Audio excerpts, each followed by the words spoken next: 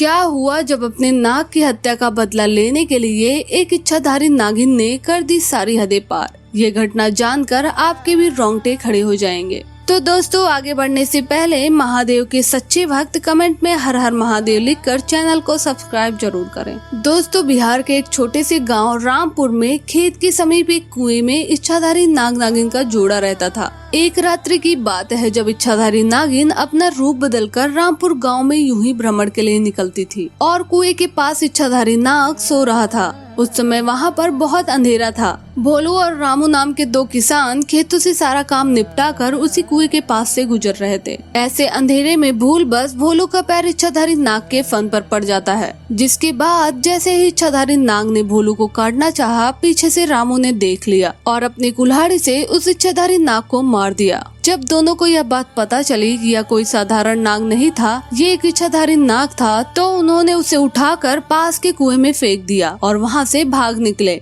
इधर जब इच्छाधारी नागिन वापस कुएं के पास लौट कर आई तो उसने अपने मृत नाग को कुएं में देखकर बेसुध हो गई। उस नाग की आंखों में उसने कातिल को मारने वाले को देख लिया था। उसके दिमाग में बस बदले की आग जल रही थी। उसने उसी समय प्रण लिया कि जिसने भी मेरे नाग को मारा है, मैं उसे जिंदा नहीं छोड़ूंगी। मैं उन दोनों इंसान को इस कुएं के अंदर लाकर मारूंगी। ऐसे में उन्होंने बहुत सालों तक उसी कुएं में रहकर अपने नाग के कातिलों का इंतजार किया, परंतु भोलू और रामू ने इस घटना के बाद उस स्थान से निकलना ही बंद कर दिया। परंतु इच्छाधारी नागिन अपने नाग की हत्या का बदला लेने के लिए बहुत ही ज्यादा तड़प रही थी। उसके सब्र का बांध टूट चुका था और उसने निश्चय किया कि अब मैं गांव जाकर उन दोनों हत्यारों से बदला लूंगी। उसने एक बहुत ही सुंदर कन्या का रूप बनाया और भेष बदलकर रामपुर गांव में पहुंची। पूरे गांव में उसने नाग की आंखों में देखे उन दोनों कातिलों को ढूंढना चाहा, पर वो कहीं नहीं मिले। परंतु रात्रि के समय जब भोलू और रामू खेत से काम करके वापस लौट रहे थे, तभी उन पर इच्छाधारी नागिन की नजर पड़ गई। उस समय उसने बहुत ही सुंदर कन्या का रूप धारण किया था। ऐसे में भोलू और रामू को अपनी सुंदरता से लुभाने लगी।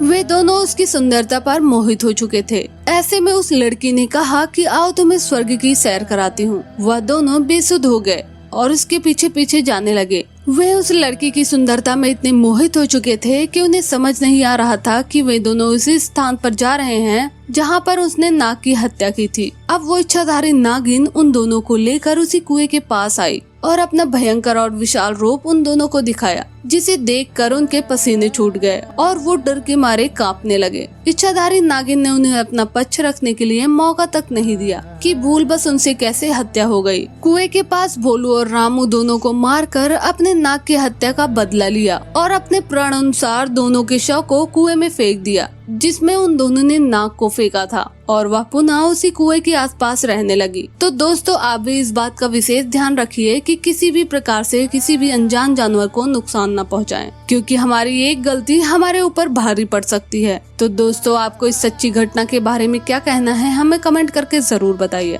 और महादेव के सच्चे भक्त कमेंट में हर हर महादेव लिखकर चैनल को सब्सक्राइब जरूर करें। हर हर महादेव।